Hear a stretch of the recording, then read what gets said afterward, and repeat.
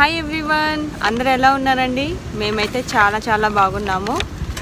Canada immigration గురించి latest update మీ అందరితోనూ share చేసుకుందామని ఈ వీడియో చేస్తున్నానండి.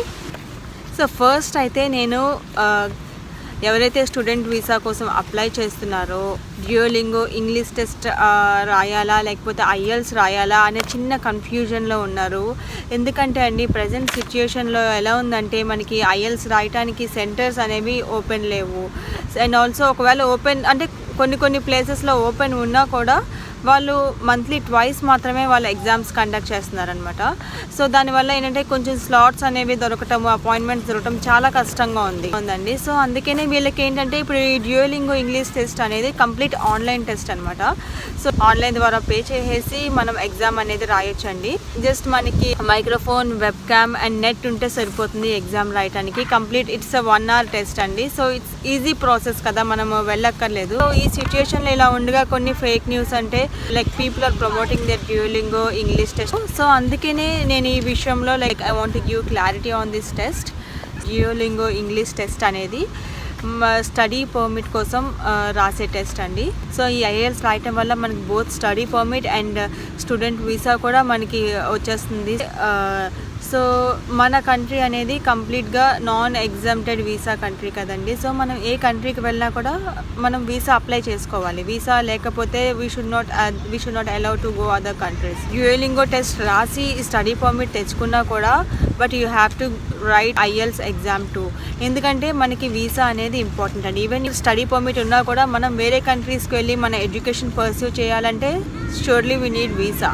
సో మళ్ళీ again you have to go back and write for IELTS. So ఇదంతా ప్రాసెస్ బదులు మనం డైరెక్ట్గా ఐఎల్స్ రాసామనుకోండి, it will be benefit for both student permit and also student వీసాకి యూజ్ అవుతుందండి. ఈ డ్యూయోలింగో ఇంగ్లీష్ టెస్ట్ మీరు ఎక్కడ యూజ్ అవుతుంది అనేది మీకు డౌట్ రావచ్చు. So they are some countries like US, UK and Germany, like they don't need any kind of visas అండి. If they want to pursue their education they can go directly to other countries and they can pursue, but they have to take a study permit.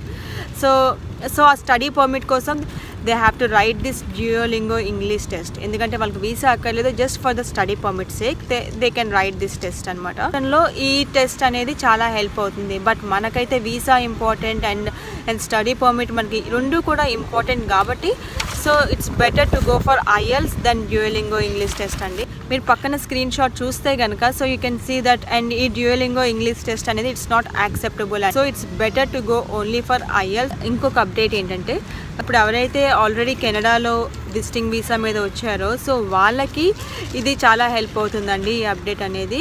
ఎందుకంటే already ఇక్కడ visiting visa మీద వచ్చిన వాళ్ళకి government have issued a temporary public policy అండి. Already people who are on visiting visa they can apply directly for the work permit అండి, only if they have an eligible employment offer. So government ఈ kind of policy ఎందుకు pass చేసిందంటే ఈ pandemic సిచ్యుయేషన్లో it's really difficult to hire employees అండి here. So అందుకనే so government issued this kind of policy just to use the skills of the visiting visa holders. So ఎందుకంటే వాళ్ళకే help అవుతుంది and visa holders so they can contribute the skill to this country as well. So alagani government has issued this policy and this is not a permanent policy and this is a temporary policy that is eligible for the people who enter to Canada before August 24th. After 24th ochina vallaki this is not eligible and they can, if they have a valid employment offer, they can apply for the work permit. And really this is a golden opportunity for the people who are looking to reside, to stay in Canada. నేనైతే మీ అందరికీ బ్రీఫ్గా చెప్పానండి. So if you want in detail you can go to the IRCC website and you can check in detail. And thank you so much అండి.